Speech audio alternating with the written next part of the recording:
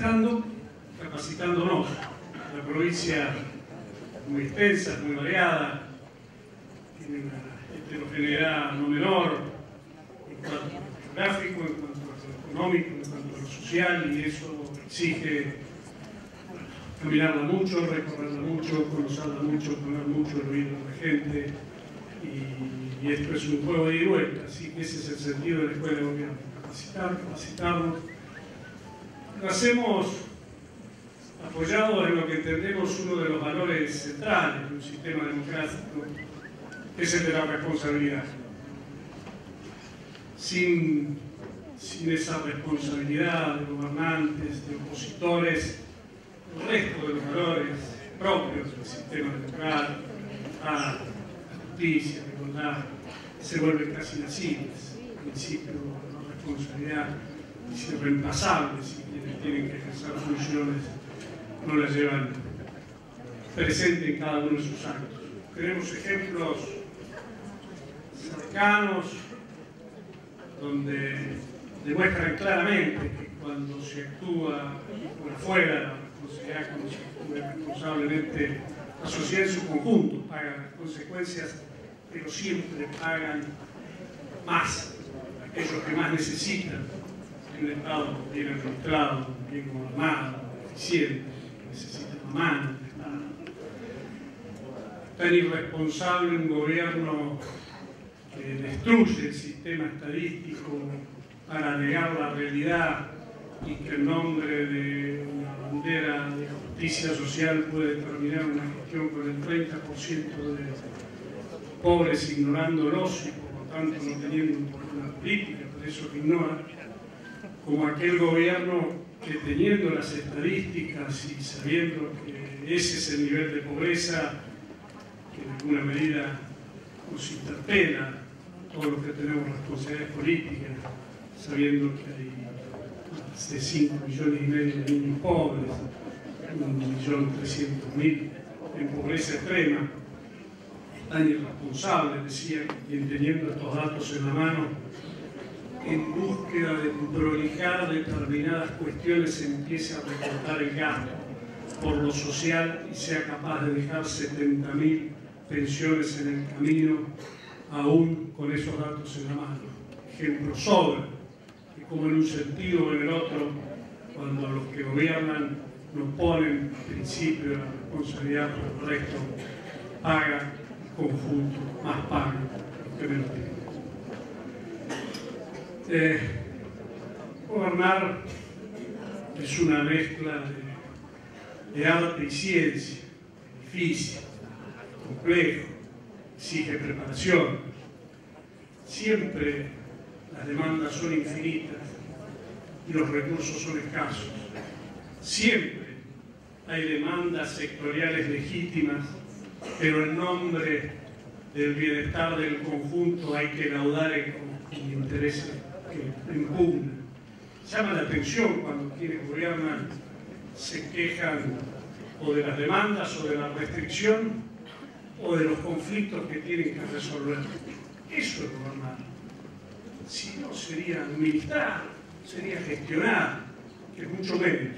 Cualquier buen gobierno exige una buena administración, una buena gestión, pero gobernar es más que administrar y gestionar, porque precisamente se administran recursos escasos ante demandas que son absolutamente infinitas y exige fijar prioridades, y cuando uno fija prioridades es cuando le va dando la orientación a su propio gobierno.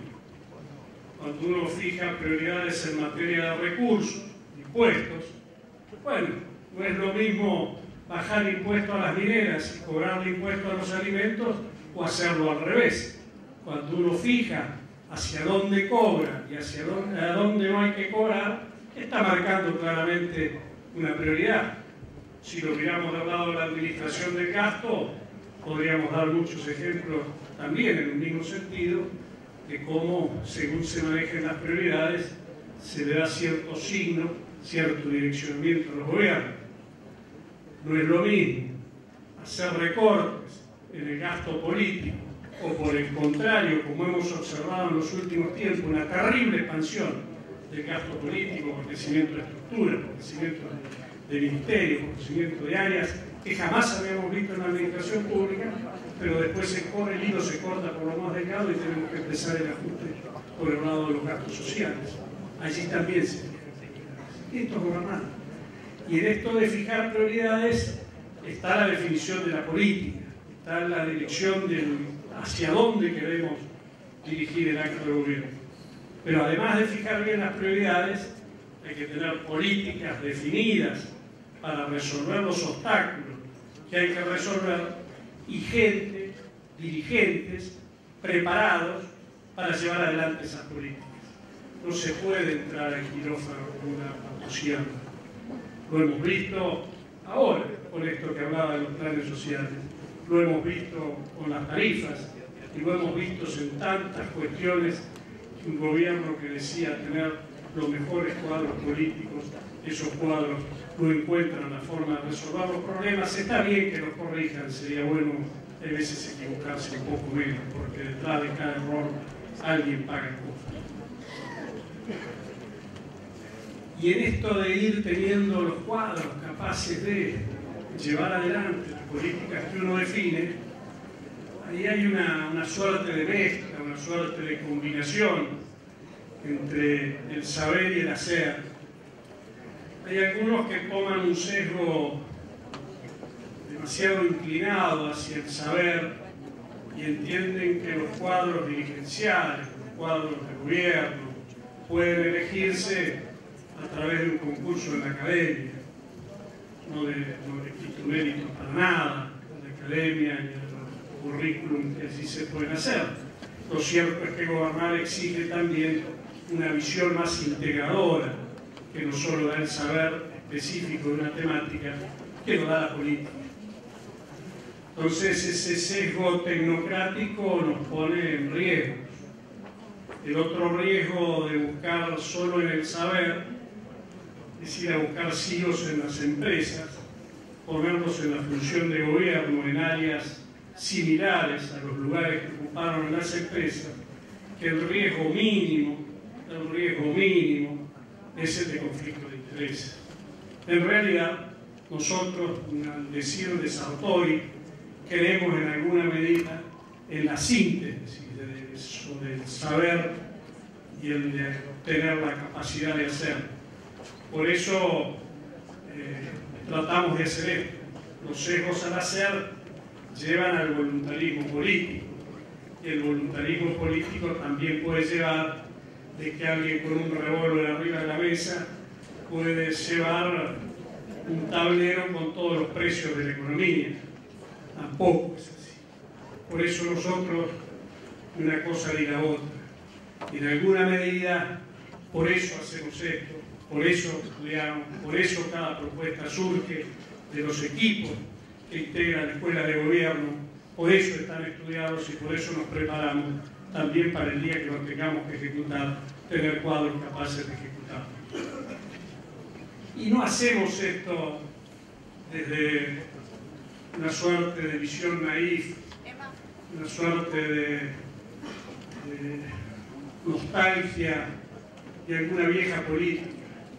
Entendemos plenamente lo que significa el marketing, lo que puede dar el marketing político, entendemos plenamente y usamos lo que sirve, lo que puede difundir, las nuevas formas, la revolución, las comunicaciones, nada de eso negamos, somos necios, no somos torpes.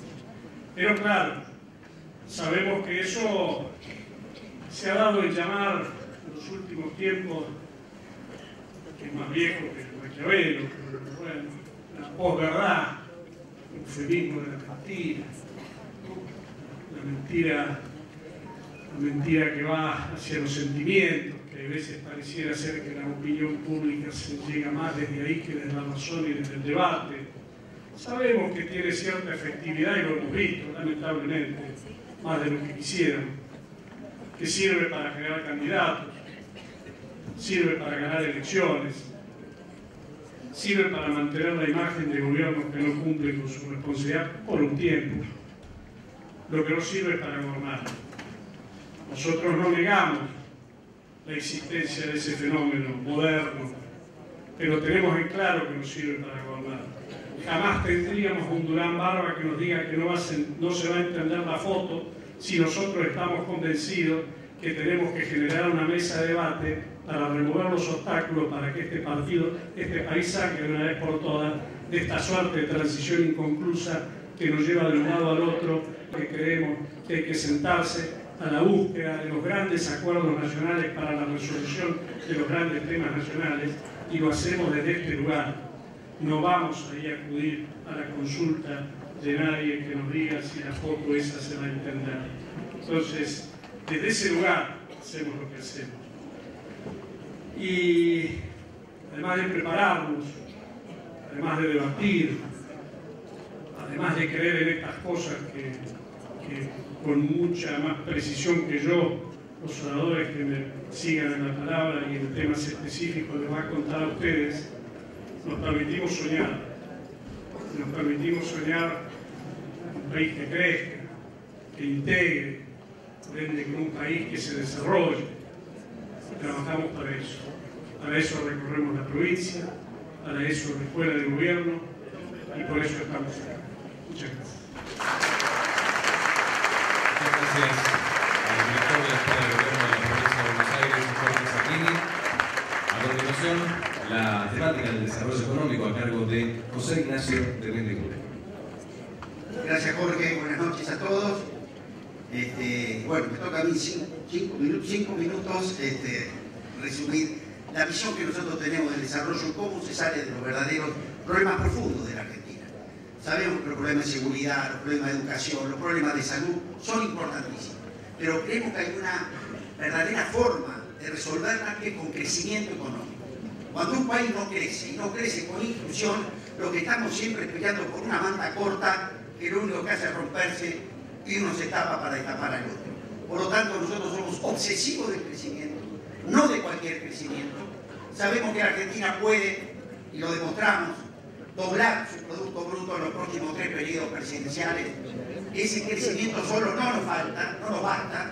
Sabemos que tenemos que crecer por un modelo que genere, entre otras cosas, que el salario participe del 50% en forma permanente del ingreso nacional, y no solamente el salario blanco, toda la masa salarial de la Argentina. Y el tercer requisito que buscamos es que eso sea integrando territorialmente a la Argentina. Salir de este modelo macrocefálico, que el 85% de la población está en el 2% del territorio. Se puede hacer esto sin lugar a dudas. Y vamos a tener ejemplos muy concretos por el tiempo para saber sobre dónde se va. Y acá hay una diferencia, como dijo Jorge, muy clara entre crecer y desarrollarse. Hay países que crecen, pero no se desarrollan. Si el barril de petróleo se va de $13 a $100, quédese tranquilo, esos países el Producto Bruto les va a crecer. Pero van a convivir en ese país un jeque, como digo a veces, que se puede comprar una isla artificial con un beduino que duerme en la arena. El proceso de desarrollo es totalmente distinto, no es espontáneo. Es generar las herramientas para ir donde uno quiere ir. Y luego fijar ritmos, prioridades, y para nosotros además la necesidad de los consensos sociales. Por eso hablamos tanto de consejo económico social, porque cuando uno imagina el futuro es bueno compartirlo, que es un objetivo compartido entre los sectores del trabajo, la política con mayúscula y los sectores también, la pequeña y mediana empresa y empresarial. Acabo de llegar de Europa, fui a un seminario de la Unión Europea-Mercosur. Y es un ejemplo, por eso voy a tomar este ejemplo, de lo que estamos negociando, como un ejemplo hacia donde tiene que ir todo el nuevo proyecto económico de la Argentina. Primero tengamos algo muy claro. El proyecto como está hoy no le cierra a la Argentina. Hoy Argentina exporta a razón de $400 la tonelada e importa a razón de $1.600 la tonelada. Estamos yendo a través de una política económica con un eje absolutamente financiarista a la primarización de la economía argentina, volviendo a una economía agropastoril del siglo XIX, solamente que en vez de 4 millones de habitantes hay 40 millones de habitantes. Esto no cierra. Nosotros, el objetivo que tenemos, y voy al sector agropecuario, tengo a Felipe, que es el que sé que me va a guiar y no me voy a equivocar, y analicemos nuestras exportaciones. Esto lo vengo de discutir en España, en ese foro Unión Europea-Marcos. Argentina exporta trigo a razón de $160 la tonelada. Y el 90% de sus exportaciones son en esto. Paralelo a esto tiene Italia, junto conmigo. Italia exporta el 82% de su trigo en pastas. Es decir, de $180 pasó a exportar a $1.403. Así podemos ir a toda la cadena. La cadena de maíz, con respecto a los lácteos, exportamos también el 91% de nuestro maíz a razón de $160, $180, $190 la tonelada. Holanda exporta en leche en polvo el 48% de su producción a $2.800 la tonelada. Y hablemos de queso rallado, que es a $4.600 la tonelada. Un caso interesante es Turquía. Turquía es un país que el girasol lo transforma en aceite refinado. Pasa de $600 a exportar por $1.200. Ahora fíjense lo interesante, todos estos países, además de elaborar su producción, compran grano para transformarlo, porque se hicieron especialistas también, no solamente en producirlo, sino en vender las mejores pastas, vender el mejor biocombustible, vender el mejor aceite refinado de girasol. Este cambio no solamente le permite a la Argentina, estamos hablando del sector agropecuario solamente, duplicar, triplicar sus ingresos, sino que además lo que le permite que en esa exportación vaya el salario argentino, vaya el trabajo argentino y vaya salario no de $200 como cierra con el poroto, con salarios que tripliquen también ese que lleva incluido la primarización de la economía argentina. Ahora, esto no es un tema simple de resolver. Esto es un tema profundo. Este es un tema que requiere clara planificación en los sectores que vamos a crecer. Y para eso hace falta capacidad de acuerdo, que yo creo que es lo que ha demostrado nuestro espacio político en este año. Pocos han hecho que tienen capacidad de acordar, porque esto ningún sector lo hace. Además, cuando uno encara este proyecto de desarrollo, tiene que saber que afecta intereses atados a la vieja estructura. Hay empresas muy importantes del mundo que su negocio es cargar el poroto y llevárselo y tradearlo en el mundo, porque da negocio y poder. Entonces, si nosotros no estamos convencidos de este proyecto, seguro que en el camino nos van a desalentar. De esta visita, yo les puedo asegurar que en Europa, cualquier persona que ve un grano de maíz, ve cualquier cosa menos el grano de maíz. Ve cuánta proteína hay ahí, de cuánto biocombustible sale de ahí. Y los europeos tienen la plata suficiente para transformar ese poroto en proteína, para transformar ese poroto en biocombustible. ¿Saben lo único que no tienen, ni pueden tener? El poroto, porque para eso hace falta agua, tierra, que tenemos nosotros. Ahora, es difícil imaginarse que alguien que tiene lo más importante de la cadena y que es insustituible, se lo entregue a otro para que lo transforme. Cuando tiene 33% de pobreza, cuando tiene marginalidad, cuando tiene la necesidad imperiosa de agregar valor en el país. Ahora, cuando uno no tiene claro esto, y les voy a leer una cosita muy corta, que es lo que la Unión Europea tiene en su carta cuando habla de la negociación. Porque si hay algo que no hace es escondérnoslo, nos lo dicen con todas las letras. Entonces, cuando dice, porque es importante el acuerdo, y dice, a través de la eliminación de aranceles por parte nuestra, particularmente altos, así como las barreras no arancelarias, el Mercosur podrá convertirse, dicen los europeos, en uno de los principales mercados para los productos, escuchen, lácteos, bebidas espirituosas, alimentos procesados, chocolate y todo tipo de productos lácteos y frutas enlatadas en la Unión Europea. Está claro, ¿no? ¿Para qué nos quieren? Y también expresan, los países del Mercosur son proveedores claves en materias primas para la industria de Europa. Y termina diciendo, el acceso a materias primas más baratas aumentaría la competitividad de la industria de la Unión Europea, en particular en lo que se refiere a la producción de carne. Si ustedes la vieron a la canciller Merkel el otro día, fue clarísima. Le dijo al presidente, delante de todos nosotros, quiero tus compras gubernamentales, quiero venderte tecnología, quiero transparencia, me molesta que a los chinos les des adjudicación directa, a mí también. Pero cuando tenía que hablar de lo que nosotros queremos del negocio, fue terminante. En ese sector agrícola, los alemanes somos muy duros para negociar. Somos difíciles. Y tenemos un sector agropecuario que es muy fuerte. Digo claramente que no lo quiere ver, somos nosotros. Entonces, cuando uno no tiene claro si al mundo quiere salir o su proyecto quiere ser un proyecto de valor agregado con altos salarios, ¿cómo puede hablar de otras cosas? ¿Cómo podemos decir qué política tributaria necesitamos si no sabemos para qué modelo queremos aplicarla? Si queremos un modelo productivo de agregación de valor, ¿cómo vamos a gravar la renta productiva y no vamos a gravar la renta financiera? Si decimos que queremos integrar a la Argentina, ¿cómo vamos a tener un modelo tributario que no diferencie la radicación en el interior para que la gente no esté todo alrededor de los centros urbanos produciendo? Vamos a la política de infraestructura. ¿Puedo sostener una política de infraestructura si no sé para qué país? Si yo quiero para el país que exporta poroto a China 90%, lo que necesito es repetir la traza del ferrocarril Belgrano, que es del siglo XVIII, cuando los ingleses lo querían para llevarse los cereales al puerto. Vamos a cambiar los ingleses por los chinos, pero no cambiamos el modelo. Cuando decimos que queremos insertarnos al mundo, la primera pregunta, ¿con qué modelo? ¿El que va a vender fideo o el que va a vender trigo?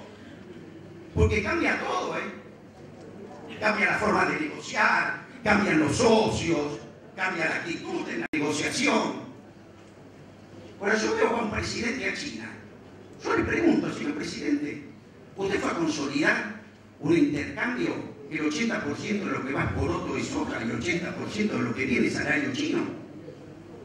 No le preguntamos eso, no le exigimos que responda. Pues ¿sabe qué estamos haciendo? Pagándole un repro a los chinos. Le estamos dando la plata para pagarle los sueldos a ellos. Esta es clave la pregunta. Uno tiene que salir al mundo con su documento de identidad, uno tiene que salir al mundo con el proyecto que cree que le sirve a su gente. Porque así uno se integra, de lo contrario se desintegra en el mundo. Por lo tanto, nosotros sabemos cómo esto se hace. Tenemos un espacio político que sabemos qué nos toca a cada uno, pero sabemos que a través de un fuerte crecimiento con inclusión y agregado de valor vamos a poder resolver en forma definitiva el estancamiento que en la Argentina la llevó cada 10 años a crisis cíclicas que cada crisis provocó no solamente un no crecimiento, un desarrollo económico en pobreza, en indigencia. Así que este es nuestro equipo. Lo que hace desde este sector, que me toca a mí trabajar, es tener claro a dónde queremos ir para después entonces determinar qué política tributaria, qué política fiscal, qué política de inserción al mundo. Hoy el gobierno me da la sensación, y termino, me da la sensación que es como aquel señor que fue al sastre y le pide un traje. Le digo, ¿para quién? No es un traje. Le busco a quien meto adentro. Yo me parece que lo distinto es primero, traeme el tipo y hago el traje. Traeme el proyecto, debatamos el proyecto y después vamos a encaminar cuál es la política tributaria, fiscal, de ingresos y de integración territorial. Muchas gracias. Muchas gracias, José Ignacio Fernández Uren, Panorama de Desarrollo Económico. Ahora es el turno del desarrollo social, nuestro especialista, Daniel Arroyo. Buenas noches a todos. Yo voy a ser breve y voy a tratar de ser contundente. Hoy a las 7:30 de la mañana, en Pilar, en Merlo, en Munro, del otro lado de la Panamericana, un padre se levantó y fue a la rotonda para esperar conseguir trabajo. Espera que se mueva la construcción, espera que venga alguien a engancharlo para conseguir trabajo. Estuvo hasta las 11 de la mañana sin nada, porque se pararon las chanclas, porque la desocupación subió al 9,9% en la Argentina, la cantidad de gente que quiere trabajar y trabaja poco porque no hay trabajo. Y a las 11, 11:30 de la mañana se fue al comedor a buscar comida para llevar a su casa. Lo hizo ese padre de familia y muchas personas más en la provincia de Buenos Aires. Está parada la construcción, está parado el textil, están parados las chanclas. Hay algo de obra pública, hay algo que funciona el agro, pero no hay creación de empleo. Subió el desempleo al 9,2%. Subió el desempleo en el conurbano al 11,8%. Y no son datos, son gente que la pasa mal. Ese padre, después de ir al comedor, se fue a la casa, masticando bronca, mordiéndose los dientes, enojado, sacado, porque el trabajo ordena a una sociedad. Cuando alguien tiene trabajo se para derecho, está contento, habla bien con su familia. Cuando no tiene trabajo está sacado, enojado y se pelea con lo que tiene cerca. Nosotros estamos viviendo un fenómeno de implosión social, de mucha gente que revienta para adentro, que no le alcanza, que está mal, que está sacado, porque no consigue trabajo. Hoy al mediodía, en una de las tantas escuelas de la provincia de Buenos Aires, más pibes se le daban a comer, porque no les alcanza. Y la cocinera, como cualquiera de nosotros, estiró todo lo que pudo. Estiró el guiso, le metió más harina, manoteó de donde pudo. Ese chico comió mal, porque no hay para todos, porque para cada chico se transfieren 16 pesos en la provincia de Buenos Aires. Y 1.600.000 chicos comen en los comedores. Como ese chico comió mal, a la tarde atendió más o menos. Se dormía un poquito, miraba por el costado, andaba medio disperso. La maestra hizo todo lo posible para que atendiera, para que se pusiera la pila. Pero el problema básico es que comió mal. ¿Puede comer mal alguien en la Argentina que produce alimentos para 400 millones de personas? ¿Puede la Argentina tener 6 millones de personas con riesgo alimentario? Se puede discutir si somos buenos o malos haciendo celulares, pero alimentos sabemos hacer. Nadie debe comer mal en nuestro país. Ahora, a esta hora, tal vez hace un ratito, un pibe bajó del colectivo, pibe que estudia, trabaja, le pone la pila, se fue caminando para la casa, pasó por la puerta del que vende droga, miró la casa y dijo: yo laburo todos los días por 7.500 mangos y estos tipos hacen eso en pocos días. Porque es evidente que el que vende droga gana más que el que trabaja. Es evidente que hay un nuevo sujeto social en Argentina que es el que vende droga. No quiera que vaya a un barrio, va a haber una maestra, gasista, un plomero que vende droga. El que vende droga gana más plata. Es el que está mejor. Puedo seguir con un montón de ejemplos. Puedo decir que me parece que el gobierno, con las pensiones por discapacidad, actuó como si fuera una compañía de seguros, buscando vericuetos para no pagarle a la gente, cuando lo que tenía que haber hecho es ir casa por casa y ver la situación, situaciones que todos conocemos, situaciones que han cortado la pensión de 4.000 pesos y el acceso a salud a una jubilada que gana la mínima, tiene un hijo de 40 años con una discapacidad severa. Puedo seguir con muchas cosas. Puedo seguir también contando que es probable que una parejita joven esté medio desesperada a esta hora de la noche, porque le llegó una carta de documento, porque debe plata, y debe plata porque está todo el mundo endeudado, porque como los alimentos salen caros, como no entra plata, uno paga en cuota, toma crédito en la financiera de la esquina, en el prestamista del barrio, al 100, al 150% anual, se le hace una bola tremenda hasta que se le traba y se le complica el todo. Todas las familias están sobreendeudadas en la provincia de Buenos Aires, a tasas que llamar usurarias sería ser demasiado respetuoso. Le están reventando la cabeza, hace plata con la plata y no trabajando y produciendo alguien nuevo en nuestro país. El diagnóstico está, no tiene mucho sentido seguir. Yo solo voy a plantear 5 cosas en 1 minuto y medio de lo que creo que tenemos que hacer, pensar, estudiar y desarrollar en la escuela de gobierno. Primero tenemos que decretar la emergencia alimentaria. Tiene que haber más plata en los comedores comunitarios, tiene que haber más plata en los comedores escolares, tiene que bajar el IVA a los 11 productos de la canasta básica y tienen que estar todos los productos en la góndola. Tienen que estar, no más o menos, quizá, tal vez. Tiene que suceder si queremos lo básico, y es que nos alimentemos bien. No hay otra manera. Y esa es tarea de todos. Estudiar, plantear las ideas, hacer los proyectos de ley y generar presión social. Por eso es tan importante el 1.000.000 de firmas que hemos tenido para bajar los precios. Primero, emergencia alimentaria. Si no nos alimentamos bien, todo el resto es palabrería. Segundo, sistema de crédito no bancario. Le están reventando la cabeza con el crédito. Tenemos que armar un sistema de crédito fuera de los bancos, a tasas bajitas del 5% anual, para que rescatar a las familias, para máquinas y herramientas, para que el pibe que tiene un taller mecánico delante de la casa acceda a un escáner en una computadora, para que el carpintero tenga una sierra circular, para que la persona que cose ropa fasone en su casa tenga una máquina para hacer más ropa, pero a tasas bajas para completarla y para rescatar a las familias. No solo hay que rescatar a las grandes corporaciones internacionales cuando hay crédito y crisis financiera. Hay crisis financiera abajo en la Argentina. Está todo el mundo sobreendeudado y destruido en la familia. Tenemos que armar un sistema de crédito no bancario. Tercero, tenemos que hacer los 3 millones de viviendas. Necesitamos unos 3 millones de viviendas que faltan en Argentina. Si no los hacemos, seremos otra de las tantas generaciones que fracasaron en nuestro país.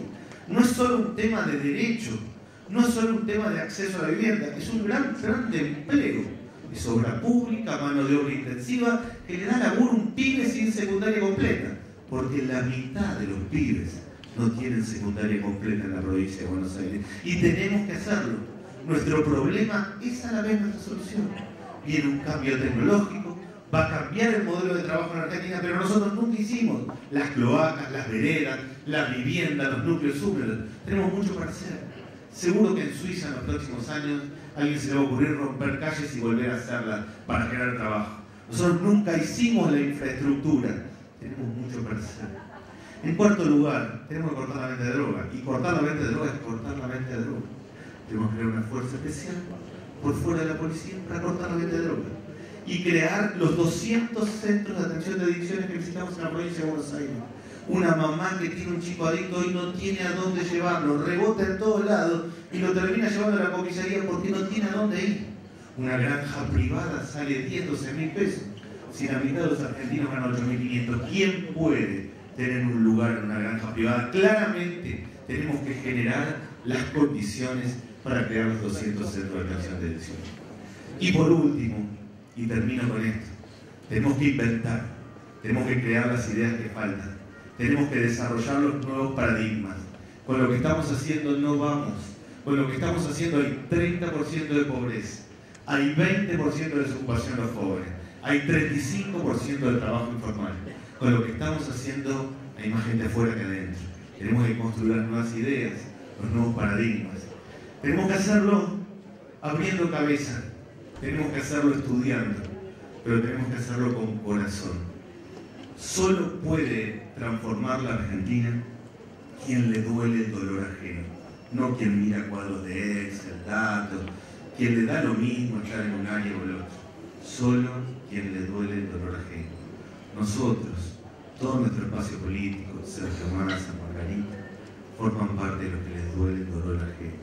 Entonces, si estudiamos, si creamos nuevas ideas, si le ponemos corazón y lo hacemos de verdad, vamos a poder dar vuelta a esto que está realmente muy complicado. Gracias a todos. Muchas gracias, Daniel Arroyo. Estamos formando un país con especialistas en cada uno de los temas. Ahora, adultos mayores. Mirta Tundis. Buenas noches, casi, digo. Que realmente cuando uno escucha al Vasco o lo escucha a Daniel, no está ajena a la situación de nuestros adultos mayores.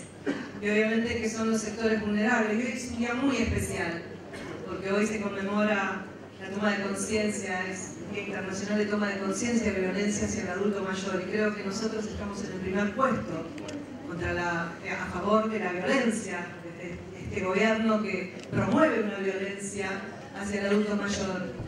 Acá hay muchas personas mayores que quizás podrán comprender todo lo que yo digo, y otros que son muy jóvenes o que están en mediana edad, que se están enterando o están tomando conciencia de la situación de nuestros adultos mayores. Es cierto que nuestro país tiene un 98% de cobertura previsional.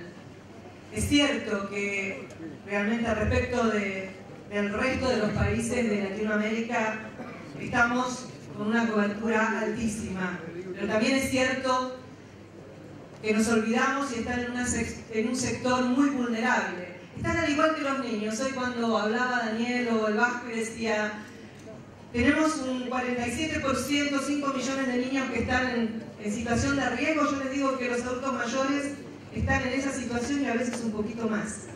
Cuando hablamos que tenemos una cobertura del 98%, tenemos que decir que de los 6.700.000 jubilados, el 70%, más del 70% cobran haberes bajos. Cuando digo haberes bajos, el gobierno dirá, bueno, no, muchos con la reparación histórica han salido, 475.000 jubilados con haberes mínimos salieron del mínimo, pero ¿saben por cuánto? Por 50, por 100 pesos. No todos salieron por 2.000, 10.000, 3.000 o 5.000, o duplicaron. No, 50, 100 pesos, 200 pesos. Esos 50, 100 pesos, 200 pesos les significó la pérdida, muchas veces, de algún beneficio.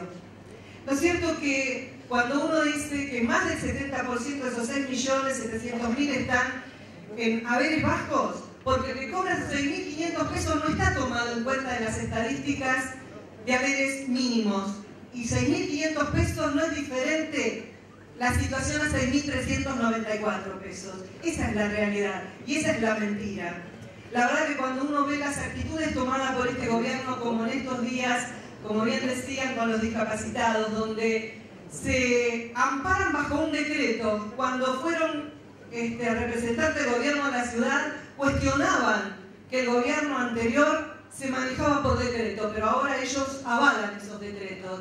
Que los decretos estaban por encima de la ley, que había que respetar la ley. Ahora no respetan la ley, respetan el decreto. Pero lo que no respetan es lo que adherimos, porque vengo diciendo, terminamos siendo un país hipócrita ante el mundo, porque si adherimos a la Convención Internacional de los Derechos para las Personas con Discapacidad, esta convención no habla de la indigencia, habla de sujeto de derecho, de personas que tienen derecho a un haber, que tienen derecho a un ingreso, que tienen derecho a la alimentación, que tienen derecho a una vivienda, que tienen derecho a la salud. Y la verdad que en estos días, cuando uno se pone a pensar el mensaje que han generado, que son beneficios otorgados por políticos, como si estas personas con discapacidad cobrasen 10.000 o 20.000 pesos, cobran 4.300 pesos. Pero lo que más le preocupa a este gobierno, quizás no son los 4.300 pesos, sino lo que tiene que asumir como gasto para darle dignidad a su vida, dignidad, es decir, una rehabilitación, porque lógicamente enviarlos a un colegio, a un hogar, a un centro de día, les significa gastar de 15.000 a 30.000 pesos, y eso es lo que le duele. Evidentemente están, como digo yo, en un plan de ahorro con los jubilados, plan de ahorro con las personas con discapacidad, plan de ahorro. Pero no es un plan de ahorro porque van a obtener algo más. Es un plan de ahorro para ellos, la verdad que no sé cómo beneficia. Evidentemente son unos excelentes empresarios que están dirigiendo un gobierno donde yo le digo prueba y error, cambio de opinión. Y la verdad que no podemos venir a gobernar para aprender cómo se gobierna. Se debe gobernar sabiendo qué es lo que se debe decidir. Y no se puede experimentar con quienes más lo necesitan, con los niños, con los adultos mayores, con los discapacitados. La verdad que cuando uno habla de la reparación histórica, a la cual asumimos que acompañamos y teníamos otras expectativas más allá, que yo venía planteando que había cosas que realmente no los iba a beneficiar y que no era una reparación histórica, sino un reajuste administrativo que beneficiaba a un sector de jubilados. Sí, algunos se han beneficiado muy bien, algunos estarán contentos con el gobierno, pero la gran mayoría está desilusionado. Y cuando hablamos de alimentación, los adultos mayores necesitan una alimentación con una nutrición especial. Está el doctor Torres acá presente y sabe de lo que hablo. El adulto mayor necesita alimentos que no tengan tanta grasa, que tengan un valor nutritivo nutricional que les permita tener una mejor calidad de vida. Lo cierto es que tienen la peor calidad de vida. Y la peor calidad de vida los lleva a enfermarse. Y los lleva a enfermarse y determina el PAMI el 5 de enero, previo a los Reyes, como regalo de Reyes, quitarle los medicamentos para enfermedades crónicas. Como si supieran lo que significa comprar 6, 7 u 8 medicamentos más allá que tengan el descuento. La compra de los medicamentos muchas veces les significa gastar 1.000 pesos a pesar de los descuentos. Y la verdad que el gobierno no tiene sensibilidad. Lo único que sabe es que quizás estuve muy fuerte estos días diciendo que es un gobierno de ricos, que parecería ser que solamente es un gobierno para los que son rubios de ojos celestes. No digo por vos, Margarita, que tenés unos ojos hermosos, pero significa que tiene que ver con que tienen que ser todos lindos, tienen que tener dinero, tienen que tener cultura, porque a veces escuchar a determinada funcionaria que estaba en el PAMI decir que tienen pobreza cultural, qué triste no escuchar a esa gente. Gracias a Dios nosotros estamos en un espacio con un compromiso con la gente que lo venimos asumiendo desde el 2013, es el compromiso de Sergio Massa. Es lo que aprendí dentro de este poco tiempo de la política, porque yo no vengo de una militancia política, sino de una militancia social. Y realmente hay que llevar la agenda de la gente al Congreso. Y este espacio inclusivo, donde hemos determinado estar todos juntos por un solo objetivo y por un mismo objetivo, lo tenemos que llevar adelante. No podemos tener más jubilados que se van a dormir con una taza de té o una taza de mate cocido, porque a veces dicen ni siquiera la leche puedo comprar. O con niños que estén desnutridos. No podemos tener un país con personas con discapacidad que estén llorando porque no saben si mañana van a ir al cajero y van a tener el dinero para poder pagar los medicamentos, como me planteaban al farmacéutico del barrio, porque se lo habían pedido alquilado. La verdad que la situación de los jubilados es mala, pero sinceramente si no tomamos el toro por las astas, lo que se viene es mucho peor. Porque hoy los que están jubilados están mal, pero los que se van a jubilar van a estar peor. Porque lo que se viene dentro del sistema previsional que quiere implementar este gobierno es modificar el sistema de liquidación de haberes, dar el haber mínimo bajo a todos los que se vayan a jubilar y mandarlos a los ahorros voluntarios. Esta es la opción. Elevar la edad jubilatoria a 70 años, lo dijo Emilio Basavilbaso. Mi papá tiene 70 años, está feliz de seguir trabajando, bienvenido sea. Pero no hay trabajo, eso es lo triste. Sería muy bueno, porque creo que hay mucha gente que querría trabajar. ¿Cómo se soluciona esto? Hay algo más, modificar la movilidad jubilatoria, engancharla al INDEX solamente y no tener en cuenta la variación de los salarios. O sea, la intención de este gobierno es pagar menos, que cada uno se haga su ahorro y que el día de mañana sobreviva como quiera. Desde este lugar, yo sé que Sergio Massa me va a acompañar, jamás vamos a apoyar desde el Congreso, y creo que Margarita tampoco, porque si no, no sería parte de este espacio con nosotros, porque somos parte de esta gente. Jamás vamos a permitir los ahorros voluntarios porque tenemos 300.000 personas olvidadas de ese sistema, que ni a aquel gobierno que se fue, ni a este gobierno les interesó solucionar esos problemas e incluirlo en la reparación histórica. Hoy estamos en una situación crítica. ¿De qué manera se soluciona? Lo que dice siempre Sergio Massa o Margarita o el Vasco o Daniel Arroyo, con trabajo. No hay trabajo. Recientemente la UCRA, la Unión de Kiosqueros de la República Argentina, acaba de dar un comunicado que en Mendoza, a esta altura del año, 2.000 kioscos cerraron. Si 2.000 kioscos cerraron, teniendo en cuenta que una sola persona estaría trabajando, realmente son dos, son 2.000 personas que han quedado en la calle. 2.000 kioscos que no ingresan más aporte al sistema previsional porque la gente cierra sus locales y dejan de aportar. Y esto es lo que tenemos que generar. Generar empleo, generar recursos para el sistema previsional. Basta, porque criticaron los planes sociales, pero aumentaron los planes sociales en lugar de dar trabajo. Lo que este país necesita es mucho trabajo, muchos aportes previsionales para que estos aportes ingresen al sistema y que podamos tener una vida digna para todos nuestros mayores. Muchísimas gracias.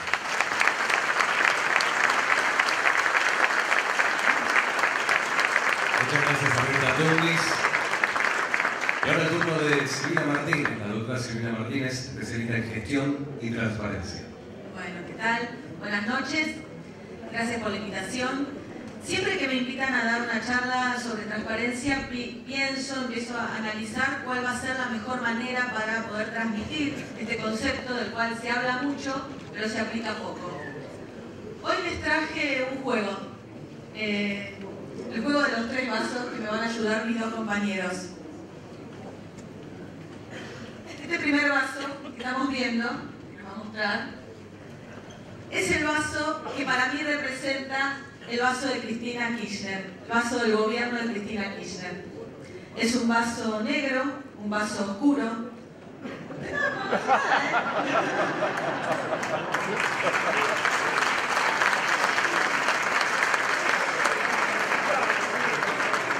Genera eso.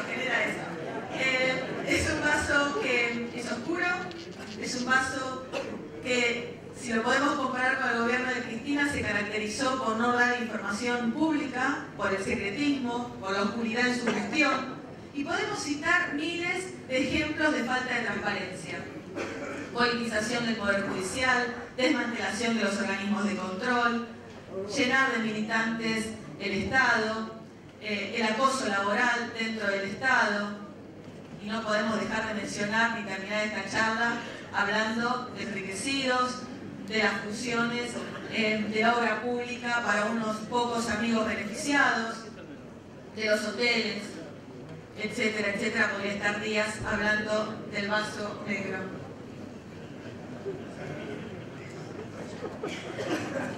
A mi compañero le tocó el vaso blanco.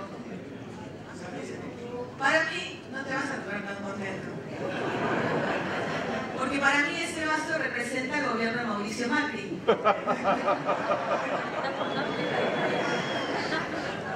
Es un vaso que nos los vendieron como ser totalmente opuesto al anterior, pero fácilmente podemos ver que son iguales.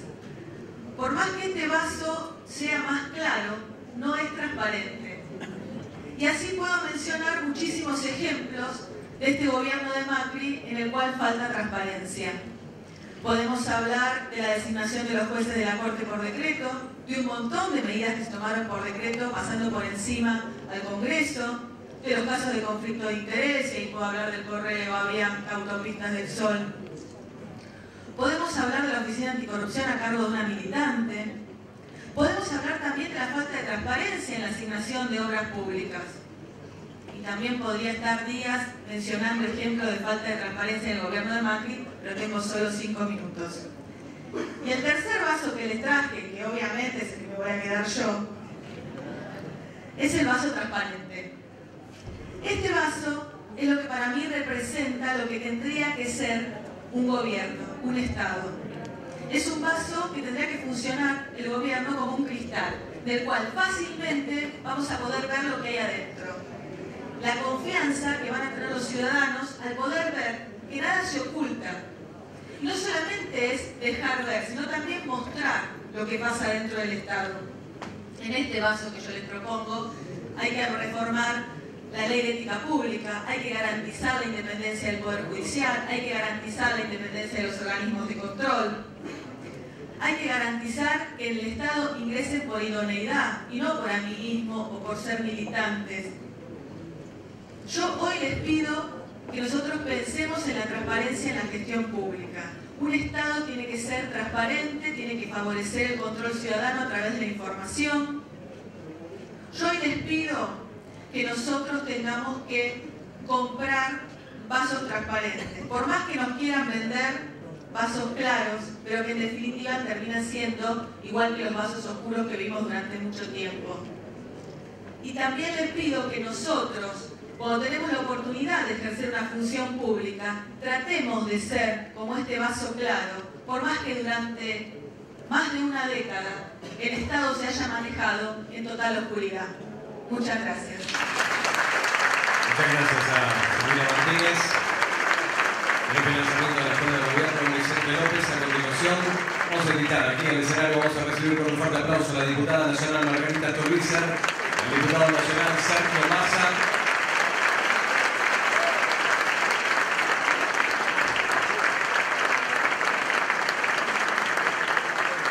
Esta noche aquí en Vicente López, formando un país con nuestros especialistas. Los especialistas de un país. Y la palabra a continuación de la diputada nacional Margarita Stolbizer.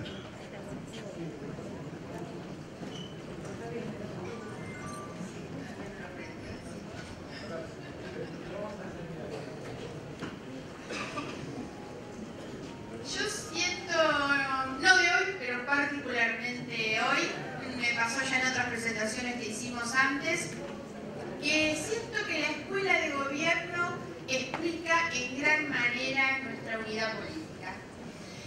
Conversábamos con Jorge Donofrio también antes de empezar, que desde hace 1 año y medio, cuando nosotros presentamos nuestra plataforma parlamentaria, yo vengo repitiendo, fue el momento a partir del cual nosotros construimos este vínculo basado en el conocimiento y la confianza.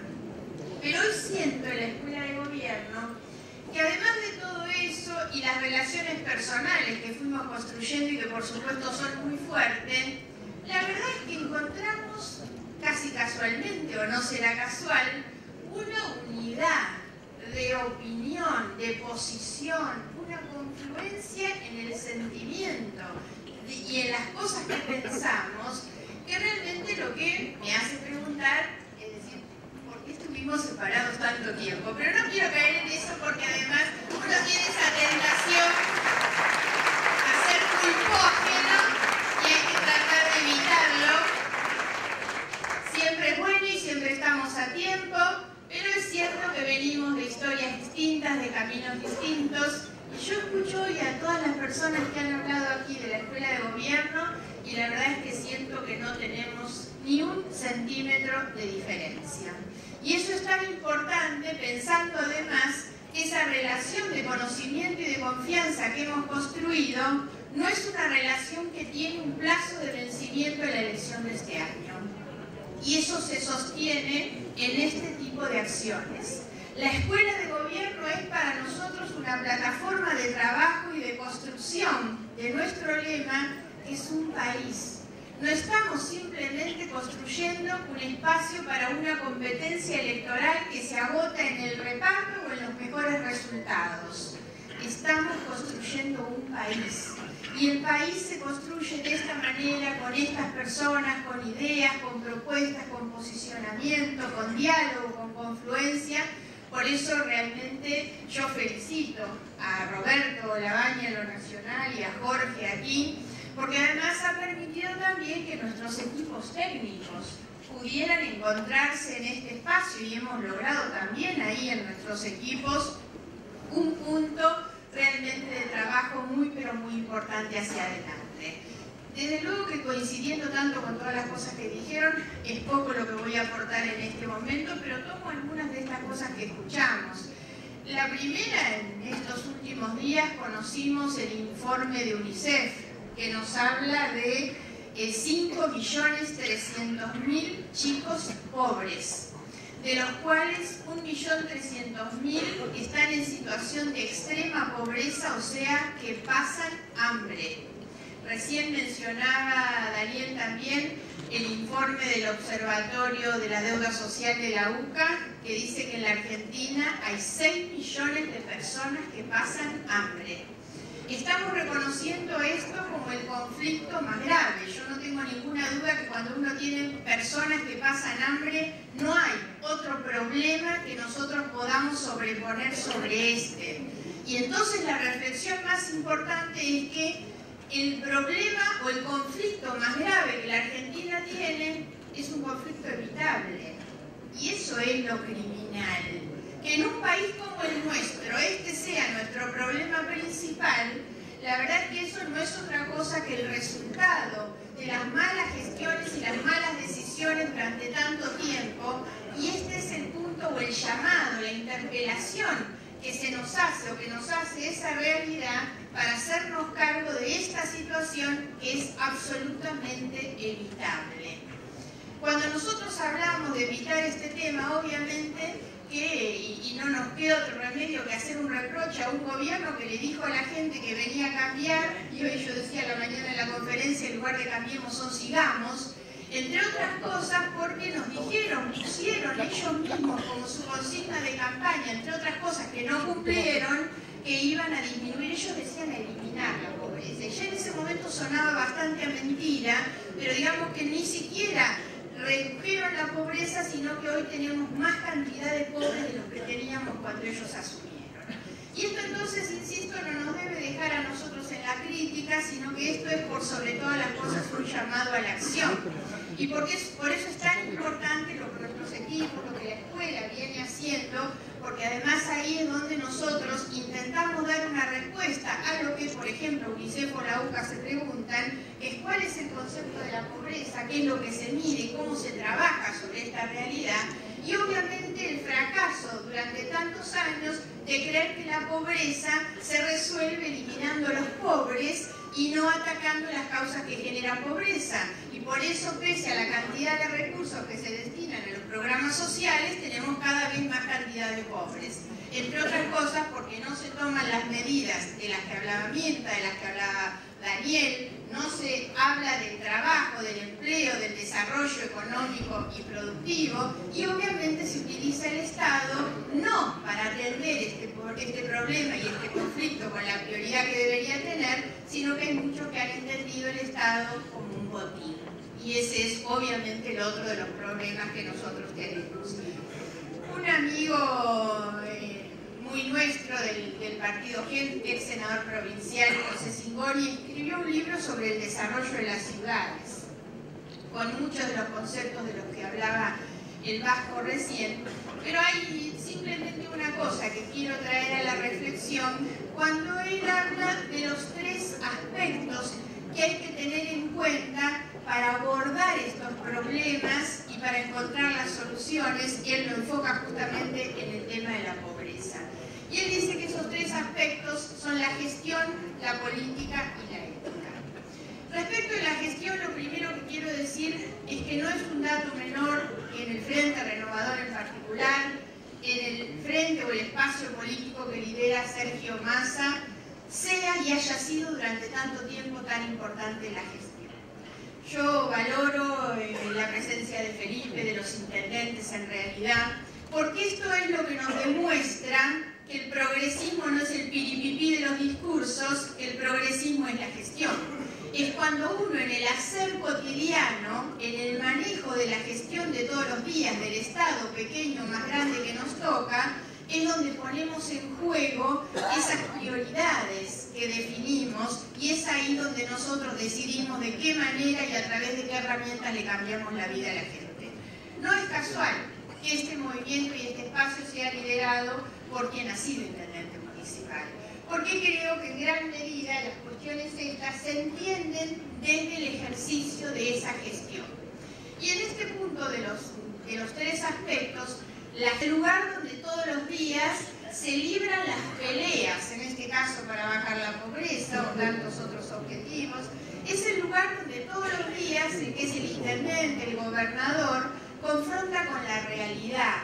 Se le plantean los problemas y se le plantean además las limitaciones que tiene para atacar los problemas. La primera es la limitación presupuestaria, nunca alcanza la plata para atender los problemas. Y la gestión es eso, es reconocer cuáles son las limitaciones que tenemos para poder abordar esas realidades. Pero la gestión es la acción, es salir todos los días, es estar en la calle, es hablar con la gente, es aceptar la participación de las personas y de las organizaciones con las que hay que articular, porque la gestión no es la gestión aislada del escritorio. Y el segundo aspecto es la política. La política eleva un poco la gestión y la lleva al punto del poder. Por eso, pensar en la política es pensar en el espacio, en el momento, donde se toman las decisiones para ver cómo se enfrentan las limitaciones que tiene la gestión. La política es la que toma la decisión de cuál es la prioridad. La política es la que promueve la reforma de una norma, la que ve cómo sortear el obstáculo de la limitación o del condicionamiento que la gestión tiene. Esa es la política.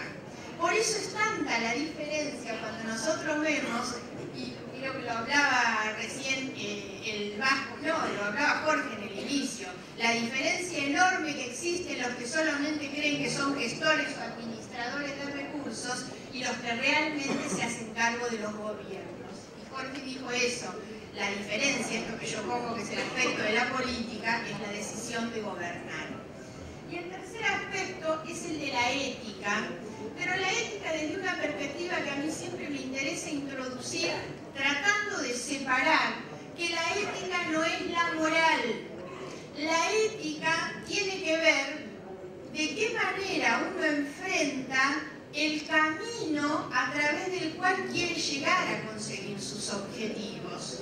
Porque frente a las limitaciones de la gestión, las decisiones que hace la política a través del ejercicio del poder, lo que se nos va a plantear siempre es la disyuntiva sobre cuál es el camino que tengo que elegir para alcanzar ese objetivo o ese resultado que estoy buscando. Y eso es lo que se decide en el campo de la ética.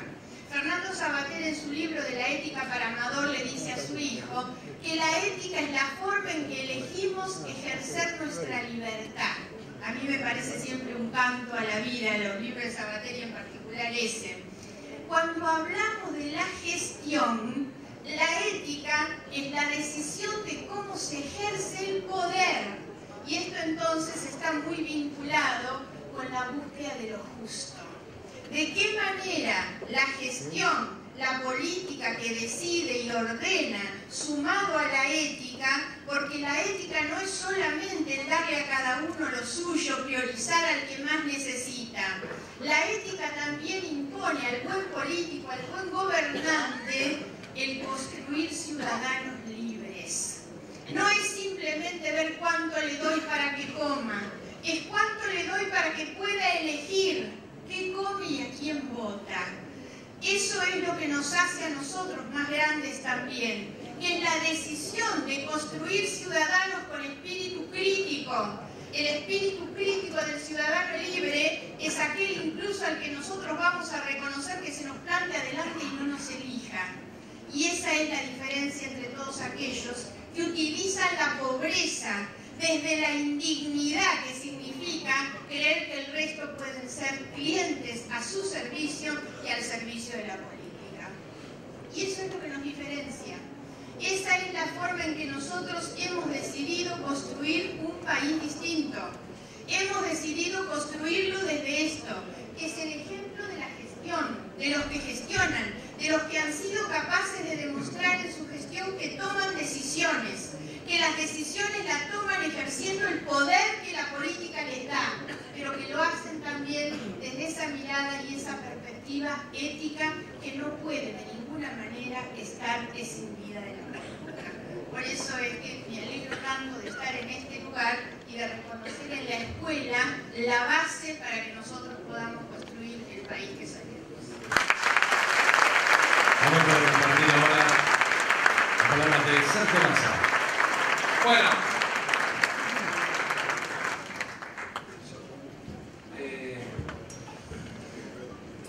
en primer lugar quiero agradecerle a Jorge y a todo el equipo de la Escuela de Gobierno que mientras el resto de las fuerzas políticas se pelean, se amigan, se desintegran, se vuelven a aliar, mientras vemos un combate feroz entre los propios miembros del gobierno por ver quién va y quién no va en las listas, haya tomado la decisión de seguir trabajando en lo que tenemos que trabajar, que es preparar un equipo, prepararnos, para que no nos pase lo que le pasa a lo que iba a ser el mejor equipo de los últimos 50 años y que por ahora viene perdiendo por goleada, que es ese prueba y error, o ese si pasa, pasa, que tuvo tal vez en las últimas horas una de las muestras más dolorosas, que es el recorte en las pensiones de las personas con discapacidad, de aquellos que más necesitan del Estado, de la protección como puente para ganarse un lugar en nuestra sociedad. Y duele, no desde el número, como por ahí evaluó aquel que tomó la decisión, duele desde esa persona de carne y hueso, de esas familias que a lo mejor en eso tenían no solo su único ingreso, sino además la única herramienta para atenderse, para protegerse, para cuidarse, para rehabilitarse. Gracias a Dios volvieron a decir que fue un error, ¿no? Y hace minutos nada más el gobierno volvió para atrás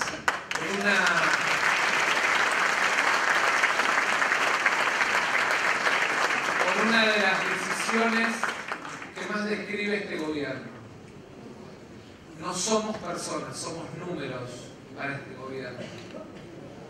No somos sueños, deseos, expectativas, proyectos, sino un resultado en una tabla Excel. Y la verdad es que la Argentina, tal vez como pocos países de la región, tenga en el Estado y en su capacidad de respuesta parte de la esperanza de los millones que se fueron cayendo a lo largo de los últimos años en su vida, de sus empleos, de su condición social. Tenemos también que hacer la autocrítica. En los 30 años de democracia, en la Argentina creció la pobreza, no tuvimos un proyecto de país estable, fuimos y vinimos para un lado y para el otro. Y además, como bien describía en los vasos Silvina, estamos cruzados por la tragedia de la corrupción. Y hay una segunda cosa que nos permite soñar con construir un país en el que podamos hablar mano a mano con nuestros pymes, que son los creadores de empleo más importantes que tenemos, con nuestros jubilados, que tienen que estar tranquilos, porque no solamente concebimos al sistema de seguridad social como un instrumento del Estado, sino como la herramienta más eficiente de distribución de ingresos que tienen los estados.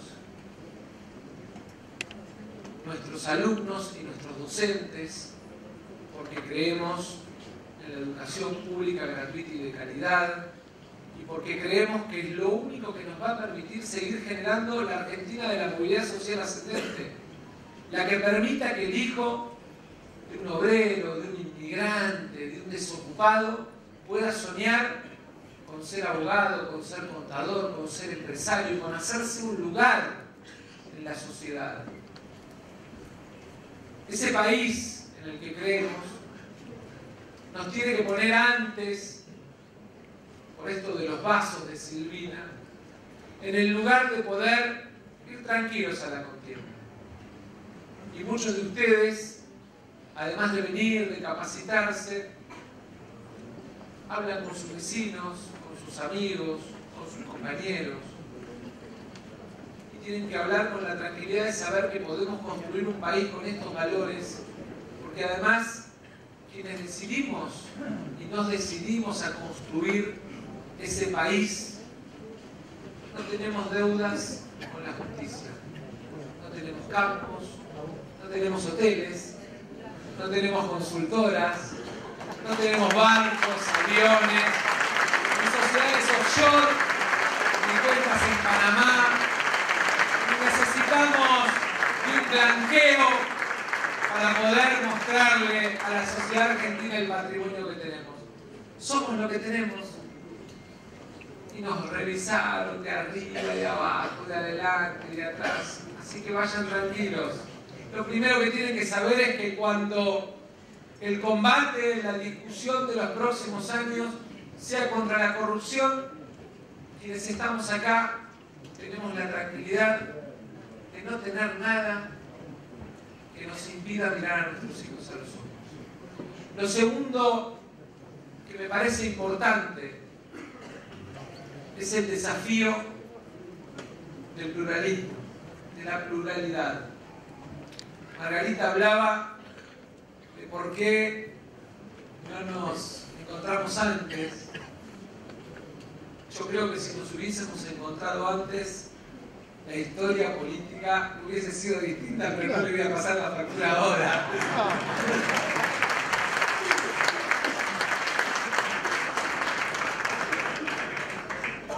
Pero la verdad es que